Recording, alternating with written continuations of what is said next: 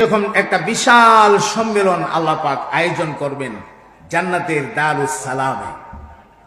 কোন জান্নাতে ভাই? দারুস সালাম নামক জান্নাতের হল রুমে একটা বিরাট মাহফিলের আয়োজন আল্লাহ পাক করবেন। যেই মাহফিলটার শ্রোতা কারা হবে?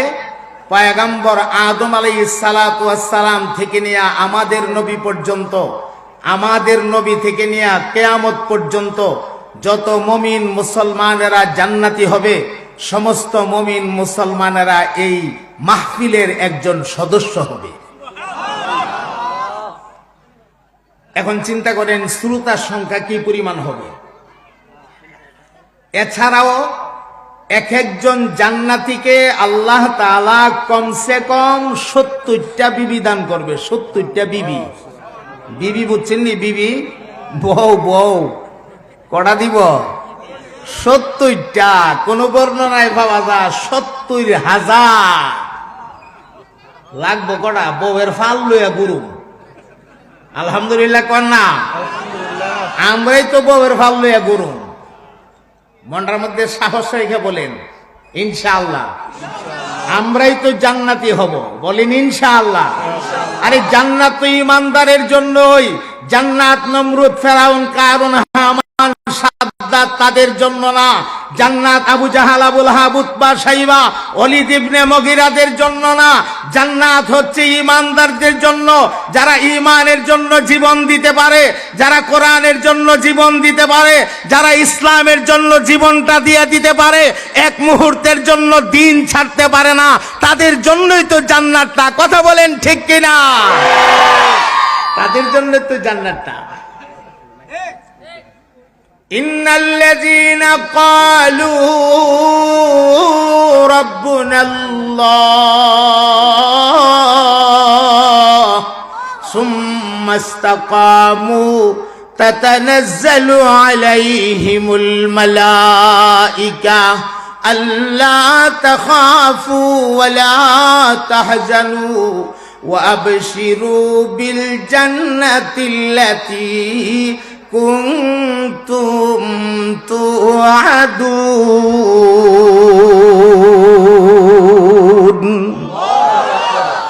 বেহেশত ঈমানদারদের জন্য, যারা বলবে আমার রব আল্লাহ। সুম্মা ইসতাকামু, এবং এই কথার উপরে অটল হয়ে যাবে, মজবুত হয়ে যাবে।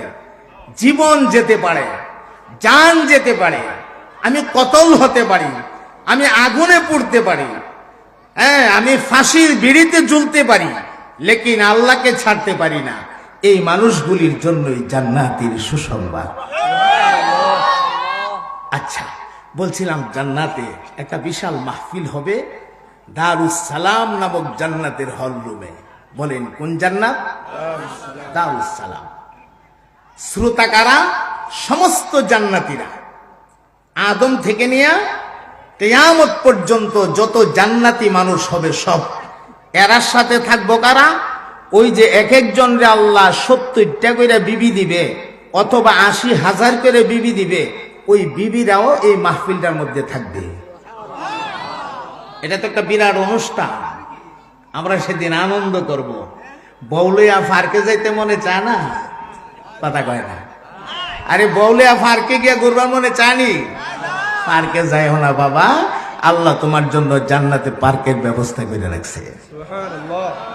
আচ্ছা, এরপরে দায়িত্বরত অসংখ্য ফিরিস্তারা থাকবে এই জান্নাতের সদস্য, মাহফিলের সদস্য।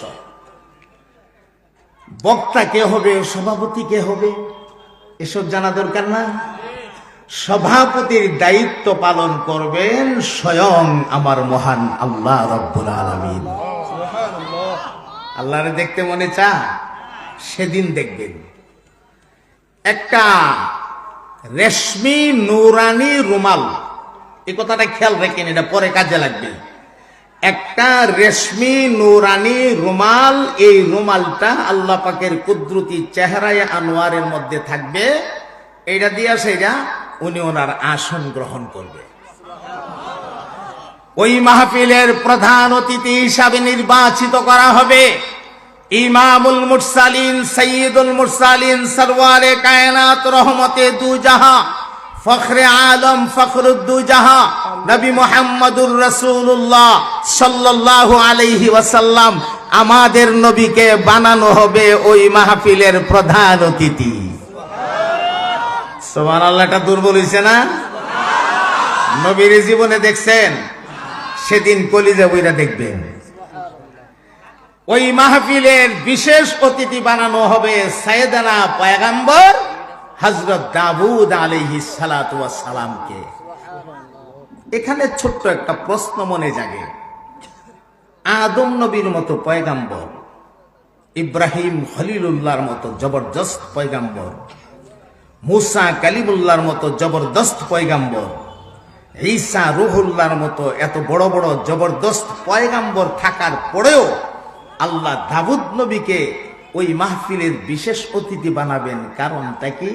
এটার অনেকগুলা কারণ থেকে একটা মোটা কারণ আপনাদেরকে শোনায়া দেই। এই কারণটা হইল আল্লাহ পয়গম্বর দাউদ নবীকে শ্রুতি মধুর একটা কণ্ঠ দান করেছিলেন। আরো জোরে, আরো জোরে।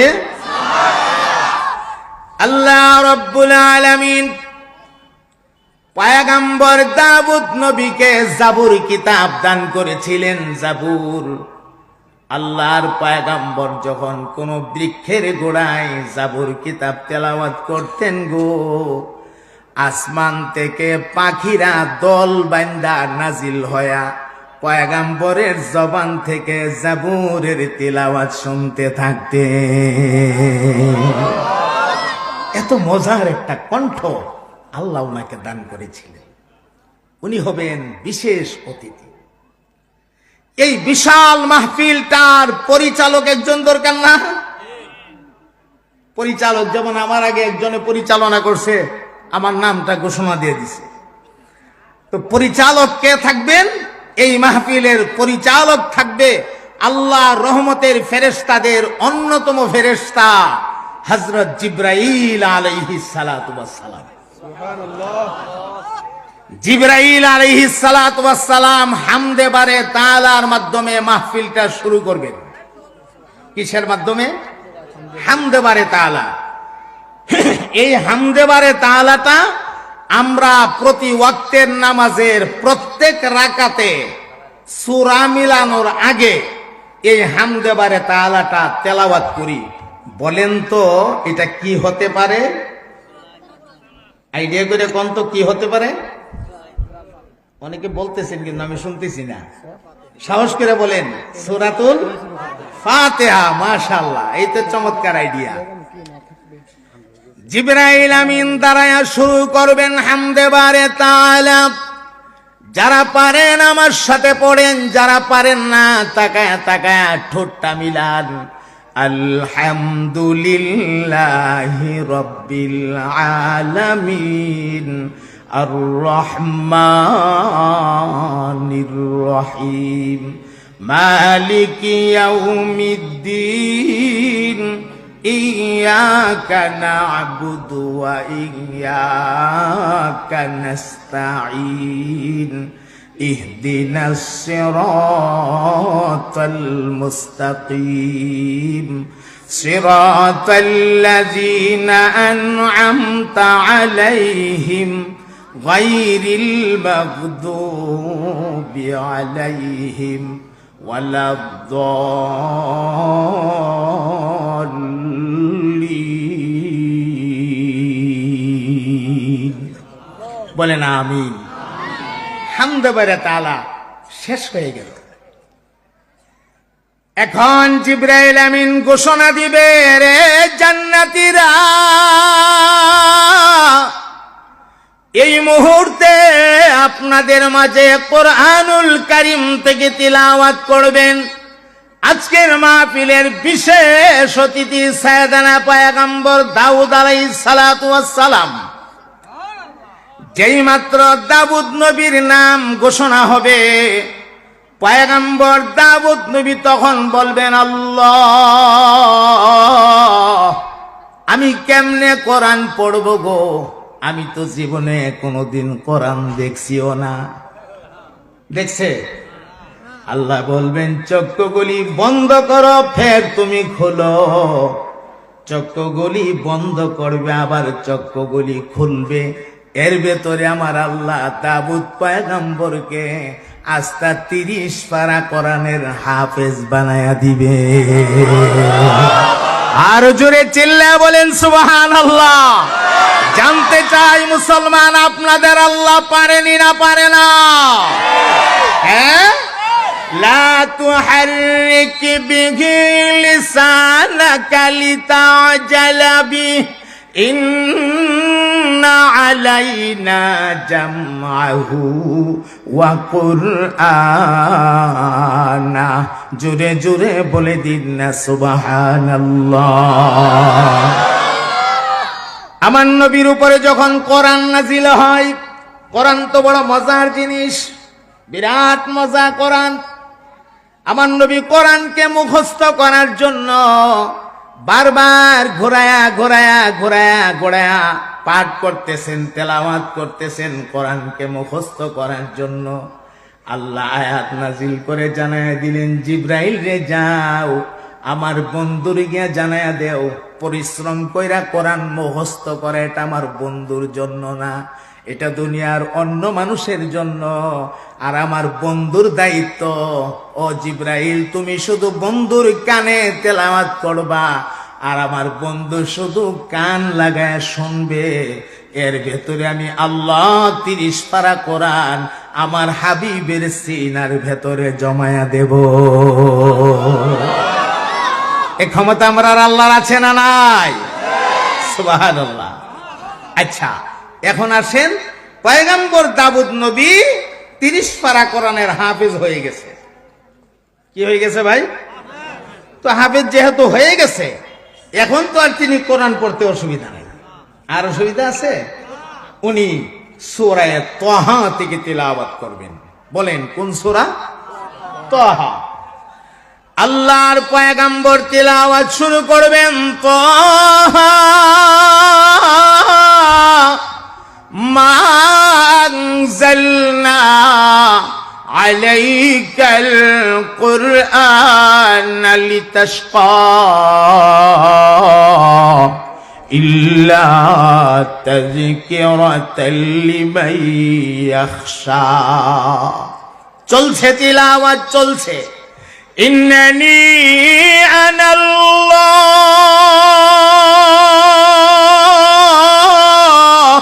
লা ইলাহা ইল্লা আনা ফা'বুদনি ওয়া আকিমিস সালাতা লিযিকরি। জোরে জোরে বলে দিন না সুবহানাল্লাহ। জান্নাতীদের কাছে এমন মজা লাগবে রে ভাই, মজার কারণে জান্নাতীরা হেলতে থাকবে, ডলতে থাকবে, হেলতে থাকবে, ডলতে থাকবে। মজা, কোরআনে মজা আছে না নাই? সবাই কয় না? আরে কোরআনে মজা আছে নি? গানের মতো? আরে তার একটা কথা মনে হয়ে গেছে, গানের ভিতরে একটা মজা আছে, নাই আমি বলি না, যুক্তির খাতিরে আমি একমত হইলাম, গানের ভিতরে মজা আছে, আছে বললে আমাদের যুবক ভাইয়েরা শুনে। কিন্তু একটা গানকে মজা লাগানোর জন্য গানটা বলে একজনে, আর পেছন থেকে কামলা দে, জুগালি দে অন্তত আরো 10-12 জনে। কথা কয় না? কামলা জুগালি বুঝছেন তো? একটা দেখবেন গলার মধ্যে এরকম একটা ফাঁসির দড়ির মতো লটকা, সামনে একটা গুল, এটার নাম বেল ডুল, দুই দিক দা বাড়ি মারে, ধাম্মা ধাম্মা ধাম্মা ধাম্মা ডাইতেছে, আর তালে তালে নাচতাছে, বুঝা যায় হ্যারে মিরহি বেমারে ধরে লিছে। কথা কয় না? আচ্ছা, হেইটা করে করে ওই যে আরেকজনে গান্ডার দুইটা টান দিছে, হিডারে মজা লাগাইতো, ঠিক কিনা? আরেকটা দেখবেন এরকম বাঁকা বাঁকা বাঁকা বাঁকা কইরা সামনে গিয়া মাইকের মতো ওইটাই গান লাগায় করেনি। আরে বাপরে বাবা, গাল দুইটা ফুললা জায়গা, চোখটা বাইরে জায়গা, এরপরও হে ফুসারে না, তাল নষ্ট হইয়া জায়গা। এটার নাম জানি কি তা? বাবারি বাবা, সব জানেন আপনারা, আপনারা জানতেন না, জানবো কেডা? আরেকটা দেখবেন শয়তানের বাক্স একটা সামনে লইয়া এক হাতে এমনি টানে আর এক হাতে এটার নাম জানি কি তা কয়? আরে বাপরে বাপ, সব জানে। আর বাটেন শুনলি পুরানা মিলার হাই হাই, একটু লক্ষ্য করেন। কিন্তু আল্লাহ রাব্বুল আলামিন কোরআনুল কারীমের ভেতরে এমন একটা মজা রব্বুল আলামিন কুদরতি ভাবে ঢুকায় রাখছে রে। আল্লাহর কোরআন যখন তেলাওয়াত করা হয়, মজা লাগানোর জন্য ঢোলের বাজনা লাগে না, মজা লাগানোর জন্য বাঁশির বাজনা লাগে না, মজা লাগানোর জন্য হারমোনিয়াম লাগে না। যে কোনো মানুষ আল্লাহর কোরআন তেলাওয়াত করুক, ওই তেলাওয়াতের ভেতর থেকে অটোমেটিক একটা মজা কালবের ভেতরে অনুভব করা যায়। কথা বলেন ঠিক কিনা? এই মজা গানও নাই। আচ্ছা, এরপরে আর একটা পার্থক্য দেখায় দিই। একটা গান একবার মাইকুইটা গানটা গাইছে, গানটা গাইয়া এসে জিগা, আচ্ছা শ্রোতা মন্ডলী, গানটা যে গাইলাম কেমন লাগলো? সবাই কম মারহাবা। কিতা কইছে? মারহাবা, বাহ বাবা, চমৎকার হইছে। আচ্ছা যাক, চমৎকার হইছে। একই গান রে আবার এক গানই আবার দুইটা টান দিছে, টান দিয়া গায়া হইয়া জিগা, শ্রোতা মন্ডলীরা গানটা যে গাইলাম কেমন হইল? সবাই ক মোটামুটি হইছে, খারাপ না, ভালো হইছে। আগে কইছে মারহাবা, চমৎকার, আর এখন কি কয়? মোটামুটি হইছে। একই গান আবার দুইটা টান দিয়া গায়াটায় জিগা, আচ্ছা এখন যে গাইলাম কেমন হইল? হইছে। ওনার মোটামুটিও কনা হইছে, মানে বেশি জুই দিতেছেন আর কি, বারবার খালি একটা লয়ে গটর গটর করতে পারেন, কত শুনবো? হইছে। ইডারে যখন আবার দুইটা টান দিছে, তখন শ্রোতারা আর সহ্য করতে না পারে, এই বেটা তোর ভিতরে আর নাই, একটা লয়ে গটর গটর করিস বেটা, বাদ দিই না। কথা কয় না ঠিক কিনা? কিন্তু আজ থেকে 1500 বছর আগে আল্লাহ কোরআন নাজিল করেছে, সেদিন থেকে নিয়ে আজকে পর্যন্ত 1500 বছর যাবত আমরা প্রত্যেক রাকাতে ফরজ নামাজ হোক, ওয়াজিব নামাজ হোক, নফল নামাজ হোক, সুন্নত নামাজ হোক, যে কোনো নামাজ হোক, প্রত্যেক নামাজে প্রত্যেক রাকাতে সূরাতুল ফাতিহা তেলাওয়াত করি। কই আজ পর্যন্ত তো কেউ কইল না এই সূরাটা ভাল লাগে না, এটা এবার বদলাও। কথা কয় না, কইছে বলবে না, এটা কোরআনের মুজিজা। সুবহানাল্লাহ।